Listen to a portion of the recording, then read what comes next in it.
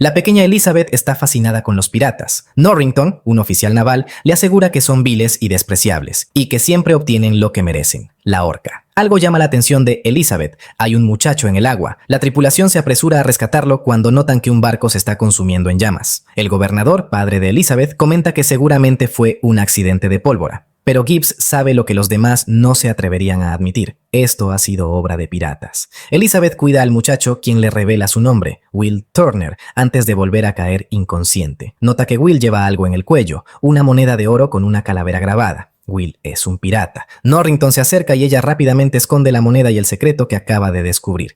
Nadie, ni el propio Will, conocerá sus orígenes. A lo lejos, Elizabeth distingue un barco de velas negras alejándose de la destrucción. Una bandera pirata ondea triunfante. Oh, eso creen. Lo que muchos no saben es que esta historia, lejos de ser pura ficción, está basada en hechos históricos. Se desarrolla en Port Royal, una de las ciudades más importantes durante la Edad de Oro de la piratería. Así es, los piratas no son solo mitos ni personajes ficticios, realmente existieron y muchas de las historias sobre sus saqueos, su estilo de vida y su reputación son ciertas. Sin embargo, muchas de estas historias han sido malinterpretadas. Aquí analizaré a los piratas centrándome en uno de sus representantes más emblemáticos, Jack Sparrow. Examinaré sus comportamientos, decisiones y las circunstancias que pudieron haberlo llevado a vivir entre la mentira, la trampa y el crimen. Puede que este análisis cambie por completo tu perspectiva y te haga ver a los piratas no como criminales necesariamente, sino como héroes incomprendidos de su tiempo. Contrario a lo que muchos creen, los piratas no comenzaron como simples ladrones, sino como marineros trabajando por encargo de la reina Isabel I. Ella les asignó la tarea de atacar y apoderarse de las riquezas de su mayor enemigo. En unos momentos te cuento más sobre esto. Elizabeth despierta sobresaltada. Ahora es una joven hermosa. Se levanta de la cama y abre un cajón secreto. Aún conserva la moneda que encontró en Will. Se la pone al cuello. Cuando alguien toca la puerta, es su padre quien le entrega un vestido especial. Quiere que lo use en la ceremonia de promoción de Norrington, quien ahora será comodoro. Le insinúa que Norrington está interesado en casarse con ella. Elizabeth intenta responder, pero el vestido, demasiado ajustado, apenas la deja hablar. El gobernador recibe la visita de Will Turner. Elizabeth baja por las escaleras y Will queda hipnotizado. Ella está emocionada de verlo y le dice que acaba de soñar con el día en que se conocieron. Él se sonroja y la trata con la distancia propia de su posición social. Él es solo un herrero, mientras que ella es la hija del gobernador. Esto irrita a Elizabeth, quien deseaba más cercanía. Mientras se aleja con su padre, Will la observa claramente enamorado. Mientras tanto, en el mar, el capitán Jack Sparrow navega con una actitud imponente, aunque en realidad solo maneja un pequeño bote que, al llegar al puerto, se hunde por completo. Un oficial le pide su nombre para registrarlo, pero Jack le ofrece un soborno para evitar decírselo. Cuando el oficial se da la vuelta, el pirata le arrebata un saquito de monedas. Está claro que para Jack las reglas y la moralidad son solo formalidades innecesarias. Desde que Jack pisa tierra, la película establece el conflicto central: los oficiales del gobierno contra los piratas. A simple vista parece claro quiénes son los buenos y quiénes los malos, especialmente cuando en cuestión de segundos Jack comete un robo. Sin embargo, al mirar más de cerca, notamos que antes de que Jack robara, el oficial ya había aceptado un soborno. Esto nos muestra que ambas partes son deshonestas e inmorales,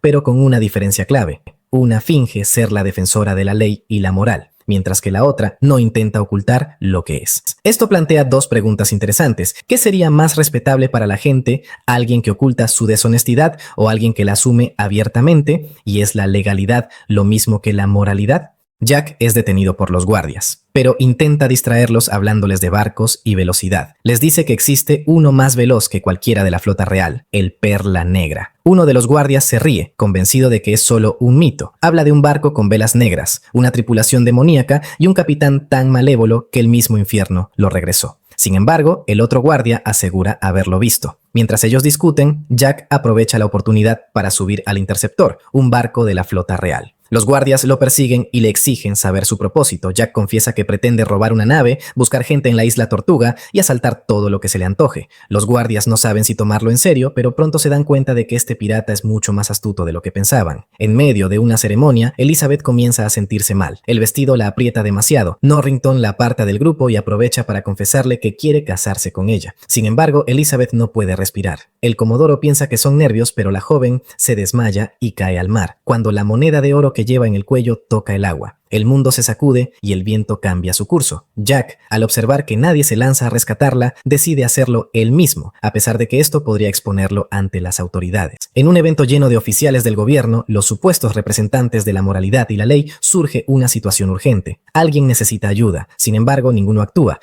Irónicamente, quien sí lo hace es Jack Sparrow, el pirata perseguido por ser considerado inmoral y criminal. Este acto plantea una crítica implícita a la hipocresía de las autoridades. La película utiliza el concepto de legalidad como una metáfora de la hipocresía de la sociedad en general. En sociología, a esto se le llama hegemonía, el conjunto de valores y normas que definen lo aceptable. Si sigues estas normas, eres legal. Si no, eres un desviado, alguien etiquetado como una amenaza para la sociedad. Los piratas representan a la perfección a esos desviados sociales. Son individuos que no se ajustan a las reglas, que viven bajo sus propias normas y son perseguidos por quienes controlan lo que es aceptable. Pero, como hemos visto, ser un desviado no los convierte automáticamente en malas personas. En esta historia, el único que actuó de manera honorable fue el pirata. Esto lleva a una reflexión más profunda. En una sociedad que valora más las apariencias que el bienestar de los demás, ser un desviado es realmente algo malo. ¿Quién es más respetable? ¿El que encaja en un sistema injusto o el que es criminalizado por ser diferente? Jack observa el collar de Elizabeth y se queda inmóvil. Viejos recuerdos comienzan a atormentarlo. Le pregunta de dónde lo consiguió, pero no hay tiempo para una respuesta. Los guardias lo rodean. Elizabeth intenta defenderlo y suplica a Norrington que no arreste al hombre que le salvó la vida. Norrington lo reconoce. Se trata de Jack Sparrow. Sin embargo, Jack lo corrige. Capitán Jack Sparrow. Le confiscan sus armas, la espada y una brújula que, misteriosamente, no apunta al norte. Norrington lo ridiculiza, llamándolo el peor pirata del que han oído hablar, pero Jack responde satisfecho: al menos han oído hablar de mí. Aprovechando la confusión, Jack toma a Elizabeth como rehén y exige que le devuelvan sus cosas. Con astucia, logra escapar y se esconde en un taller del pueblo. Allí se encuentra con Will Turner. Will lo reconoce como el pirata que amenazó a Elizabeth y lo reta a un duelo. Pelean con espadas, pero Jack, harto, saca su pistola. Will lo acusa de romper las reglas, a lo que Jack responde: soy un pirata. Aunque hace trampa, no intenta ocultarlo ni justificar sus acciones bajo una falsa moralidad, como otros intentan hacerlo. Engaña a la gente, sí, pero nunca sobre quién es él. Llegan los guardias, arrestan a Jack y lo encierran en prisión. En su cuarto, Elizabeth le cuenta a la mucama lo difícil que fue su día. El comodoro le propuso matrimonio. Parece que el encuentro con el pirata es la menor de sus preocupaciones. Durante la noche, una neblina envuelve el pueblo. Se acerca un barco de velas negras que comienza a atacar con cañonazos. Jack lo reconoce de inmediato. Es el Perla Negra. Sus piratas invaden el pueblo, saquean, roban, incendian y aterrorizan a la población. Buscan a Elizabeth, pues ella tiene algo que les pertenece: una moneda de oro que los llama. Cuando la encuentran, Elizabeth rápidamente demanda un parley. Según el código pirata, deben llevarla con su capitán sin hacerle daño. En el puerto, Will lucha contra los piratas, ve que se llevan a Elizabeth, pero recibe un golpe y se desmaya. Como mencioné antes, los piratas de Inglaterra no comenzaron como simples ladrones. Fue la reina Isabel I quien les dio la orden de atacar y robar. Te explico por qué. Cuando Isabel subió al trono, España, su gran rival, estaba acumulando una enorme riqueza y poder gracias a la colonización de América. España saqueaba las riquezas del Imperio Azteca en México y del Inca en Perú. Oro, plata, piedras preciosas y otros productos valiosos eran extraídos especialmente de minas gigantescas como las de Potosí en Bolivia y Zacatecas en México. Todo este botín llegaba a España en barcos, lo que llevó a Isabel a contratar a privados llamados corsarios, a quienes les daba una licencia oficial para atacar barcos enemigos, principalmente españoles. Básicamente era piratería respaldada por el gobierno. Sin embargo, cuando Inglaterra y España firmaron un acuerdo de paz, los corsarios dejaron de ser útiles para los intereses ingleses. Muchos marineros se quedaron sin trabajo ni medios para sobrevivir, por lo que decidieron continuar haciendo lo que mejor sabían: atacar barcos, pero ahora sin licencia oficial. Lo que antes era premiado ahora se consideraba un delito. Así los corsarios se convirtieron en piratas ilegales. El gobierno que antes los había celebrado empezó a criminalizarlos, perseguirlos y encarcelarlos. Esto nos lleva al tema central de esta historia. Si tanto el gobierno como los piratas actuaban de manera similar, ¿por qué unos son celebrados y otros condenados? ¿Qué convierte a alguien en un criminal? ¿Sus acciones o quien las juzga? En la prisión, un par de piratas del Perla Negra encuentran a Jack. La última vez que lo vieron estaba solo, desterrado en una isla sin manera de escapar, y parece que su fortuna no ha cambiado. Intentan ahorcarlo, pero la luz de la luna revela su verdadera condición: son solo esqueletos. No están vivos, pero tampoco enteramente muertos. Jack confirma los rumores. La maldición que cayó sobre el Perla Negra es real. Elizabeth es llevada al legendario barco y presentada ante el capitán Barbosa. Ella sabe que lo que buscan es la moneda de oro y les dice que, si no se van de Port Royal, lanzará la moneda al mar. Barbosa le pregunta su nombre, ella prefiere mentir y responde rápidamente, Elizabeth Turner, usando el nombre de Will. Los piratas murmuran al reconocer el apellido. Barbosa acepta el trato, toma el oro y promete no volver nunca más a la ciudad. Sin embargo, al cumplir la promesa, Elizabeth se da cuenta de su error. Su regreso no había sido acordado. Así, el Perla Negra navega con ella a bordo. Cuando Will despierta, corre a avisarle a Norrington que la chica ha sido capturada, pero es rechazado. Norrington le recuerda que él no es militar, solo un simple herrero. Entonces Will decide visitar a Jack. Le ofrece un trato, lo liberará de la prisión si Jack lo lleva al Perla Negra para rescatar a Elizabeth. Jack lo mira fijamente y le pregunta su nombre. Al escuchar William Turner, sabe que está frente a la solución que tanto buscaba y acepta el trato. Logran robar el Interceptor, la nave más rápida de toda la flota militar. Jack le revela a Will que conocía a su padre, quizás como una de las únicas personas que lo conocía como William Turner y no como Bootstrap Bill. Le dice que era un buen hombre y un buen pirata. Will se enfurece y lo niega. Su padre no era un pirata, sino un comerciante. Jack le dice que la sangre de pirata corre por sus venas y que algún día tendrá que aceptarlo. Llegan a la Isla Tortuga, un hervidero de piratas, alcohol y crimen. Jack encuentra a Gibbs, un viejo amigo. Si recuerdas, Gibbs es el mismo marinero que años atrás formaba parte de la tripulación de Norrington cuando Elizabeth era solo una niña, y ahora se ha convertido en pirata. Este detalle no es menor, ya que refuerza una de las temáticas principales y refleja una realidad histórica en una sociedad que favorecía a los ricos y dejaba a los pobres sin opciones. Muchos se vieron obligados a recurrir a la piratería. La época dorada de la piratería no surgió por casualidad. Coincidió con un tiempo de grandes desigualdades donde la aristocracia concentraba casi toda la riqueza y el resto de la población vivía en pobreza extrema. Mientras los ricos disfrutaban de lujos, los campesinos eran expulsados de sus tierras, los marineros soportaban trabajos agotadores con salarios miserables y los esclavos no tenían ninguna posibilidad de libertad. En este contexto, la piratería ofrecía algo que el sistema les había negado, una oportunidad de mejorar su vida.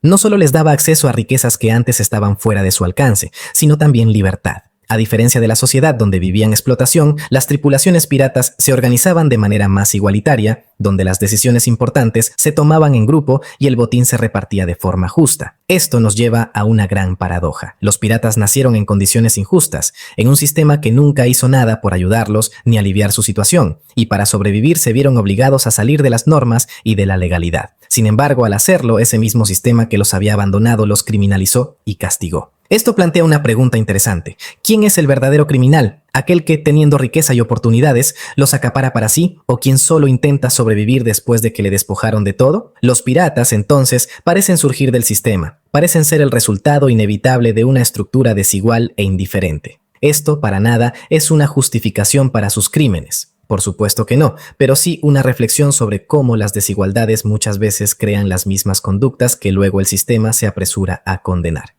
Los piratas, en este sentido, parecen ser un síntoma de una estructura patológica que produce a estos monstruos. Jack le hace una propuesta a Gibbs, quiere recuperar el Perla Negra y necesita su ayuda. Gibbs pregunta por qué cree que Barbosa le devolvería la nave y Jack dice que la balanza está de su lado. Cuenta con el hijo de Bootstrap Bill. Planea ofrecerle a Will a cambio del barco. Gibbs acepta la oferta y promete conseguir más ayuda. Mientras tanto, en el Perla Negra, le avisan a Elizabeth qué harán con el capitán. Ella se niega, pero no tiene opción. Barbosa le revela que la moneda de oro que llevaba en su cuello es oro azteca, que los nativos le entregaron a Hernán Cortés a cambio de que dejara de masacrar a los pueblos nativos. Cortés aceptó el tesoro pero no cumplió su promesa. Entonces los dioses de los nativos maldijeron el oro. Cualquier mortal que robe incluso una sola pieza del tesoro sufrirá por toda la eternidad. Los tripulantes del Perla Negra lo aprendieron a la mala. Ahora son víctimas de la maldición y la única manera de revertirla es reunir todo el oro robado y la sangre derramada. Y ahí es donde entra Elizabeth. Ella intenta defenderse y lo apuñala, pero no sirve de nada. La luna sale y revela que Barbosa no está vivo. Todos y cada uno de los miembros de la tripulación son esqueletos atrapados en un estado de limbo e incapaces de descansar hasta que su maldición sea levantada. Es mejor que Elizabeth comience a creer en las historias de fantasmas, porque ahora ahora se encuentra en una. Jack y su nueva tripulación emprenden el viaje en secreto. Gibbs le revela a Will que Jack fue el capitán original del Perla Negra. Él deseaba encontrar el legendario tesoro de Hernán Cortés, pero su tripulación lo traicionó. Lo abandonaron en una isla desierta dejándolo con solo una pistola y una bala. Pero contra todo pronóstico, Jack escapó. Nadie sabe exactamente cómo, pero lo logró. Desde entonces guarda esa única bala para su mayor traidor, el capitán Barbosa, su antiguo segundo al mando, quien lideró la rebelión en su contra. Jack fue traicionado por quienes más debería haber podido confiar. Esto lo ha dejado en una situación extremadamente vulnerable, completamente solo, sin apoyo y en un entorno hostil. Con esto entendemos que él ha estado viviendo en modo de supervivencia. Sus mentiras, engaños y crímenes no son simples elecciones en el vacío, sino mecanismos de defensa para protegerse a sí mismo. No actúa así porque sea inherentemente malo ni por falta de empatía, sino porque es la única manera que ha encontrado para salir adelante en su realidad.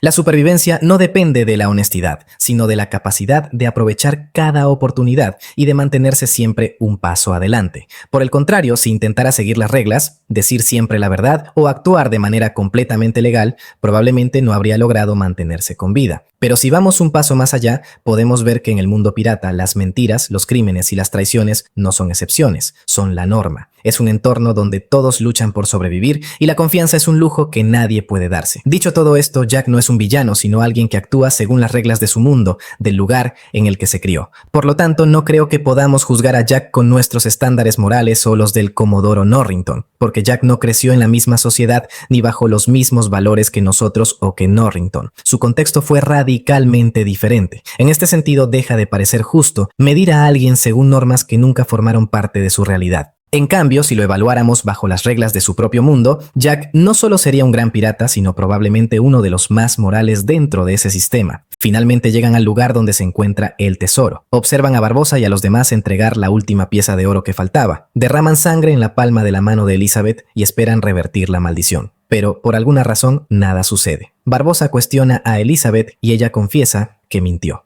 Su verdadero apellido no es Thomas. Mientras los piratas discuten, William encuentra a Elizabeth, toma una pieza del oro y ambos escapan al barco. Aunque dejan a Jack atrás, Will le pregunta por qué le dijo a Barbosa que su apellido era Turner. Ella no se atreve a confesarle sus verdaderos sentimientos, prefiere revelarle el secreto que ha guardado desde el día en que lo conoció, la moneda de oro azteca que llevaba en su cuello. Esto confirma lo que Jack le había advertido. Will es el hijo de Bootstrap Bill. La sangre pirata corre por sus venas y ahora Barbosa la necesita para romper la maldición. Barbosa y su tripulación atacan el interceptor y recuperan la última pieza de oro azteca. Sin embargo, Will todavía tiene algo que Barbosa no: su vida. Will amenaza con dispararse y evitar que su sangre rompa la maldición. Ante esta amenaza, Barbosa accede a liberar a Elizabeth y la deja atrapada junto a Jack en la misma isla desierta donde lo había abandonado antes. Elizabeth le exige a Jack que encuentre una forma de escapar. Le recuerda las leyendas que ha escuchado sobre él, ha burlado oficiales, saqueado pueblos enteros e incluso escapado de la muerte. Si alguien puede sacarlos de ahí, debería ser él.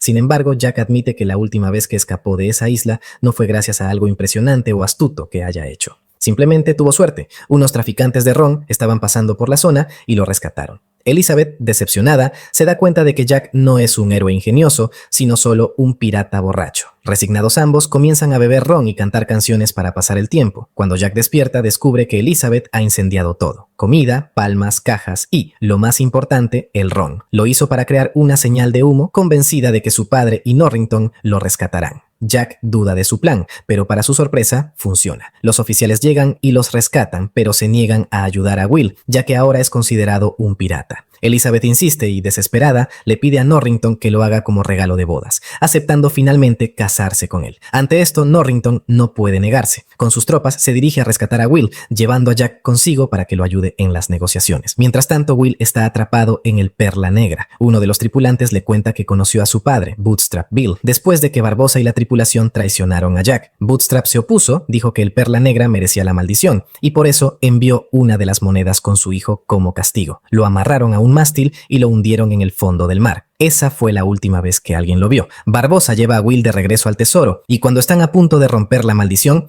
Jack aparece. Les advierte que no deberían eliminar a Will todavía. Explica que hay un barco de la Marina Real esperando afuera y sugiere que podrían usar su inmortalidad para derrotarlos. Barbosa decide postergar el ritual. Primero vencerán a Norrington y luego romperán la maldición. La tripulación del Perla se escabulle hasta el barco de la Marina Real y lanza un ataque sorpresa. Los soldados se enfrentan a enemigos que no pueden morir y el pánico se apodera de ellos. Mientras tanto, Elizabeth logra escapar y sin perder tiempo se dirige al tesoro decidida a rescatar a Will. Cuando él está a punto de ser atacado por un pirata, Elizabeth interviene y lo salva. Will la mira y está cada vez más enamorado. De pronto se escucha un disparo. Jack ha usado su última bala para dispararle a Barbosa. Este se ríe de él y dice: has esperado años para esto y ahora desperdicias tu tiro. Pero Will interviene y responde: no lo ha desperdiciado. Will derrama su sangre sobre el tesoro y con todas las piezas de oro finalmente reunidas, la maldición se rompe. Ahora Barbosa es mortal y la herida del disparo es fatal. La tripulación del Perla Negra también recupera su mortalidad y, heridos por la batalla, uno a uno comienzan a caer.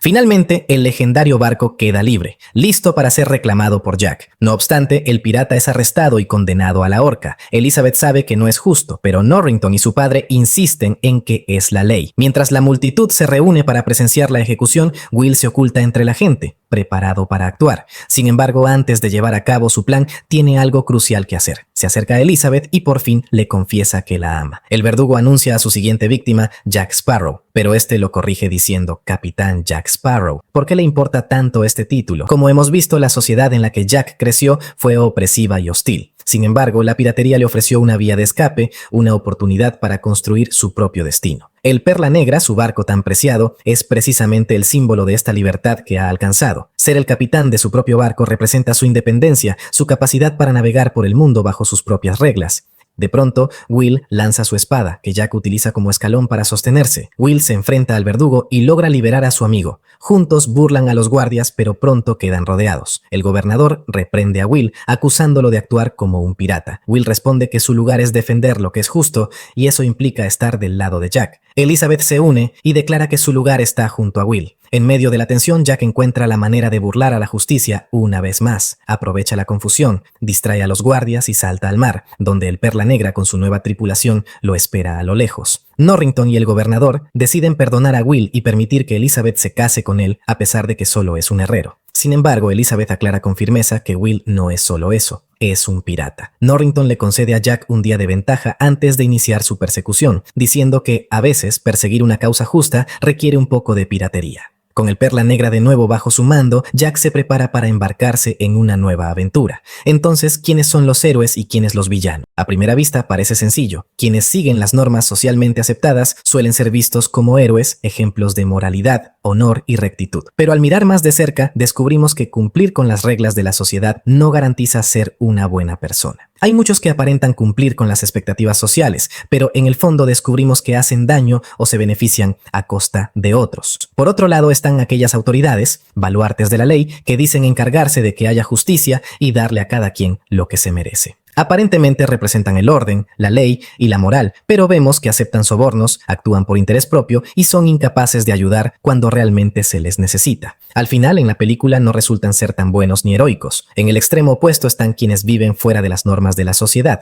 como los piratas. A veces sus actos reflejan honor o valentía, pero también cometen traición y deshonestidad. Entonces surge la pregunta, ¿qué los llevó a esa vida? ¿Fue una elección consciente en el vacío o simplemente una consecuencia en parte de un sistema que los excluyó y condenó desde el principio? Esto nos lleva a una reflexión importante, creo yo. ¿Cómo juzgamos a las personas desde nuestros propios estándares o desde el contexto y el sistema de valores en el que ellos crecieron? Tal vez la respuesta radique en dejar de intentar juzgarlas y, en cambio, esforzarnos por simplemente comprenderlas. Entender las causas que provocan algo no significa justificarlo, significa tener un mayor entendimiento para entonces poder trabajar para evitar que eso se siga perpetuando. Pero si no entendemos por qué surge un problema, estamos condenados a nunca resolverlo. El mundo es sumamente complejo y catalogar a las personas como héroes y villanos buenos y criminales resulta a veces demasiado simplista. Entonces, creo que lo único que nos queda es tratar de entender a los demás. Entender, insisto, no significa justificar ni absolver, sino simplemente reconocer las razones detrás de sus acciones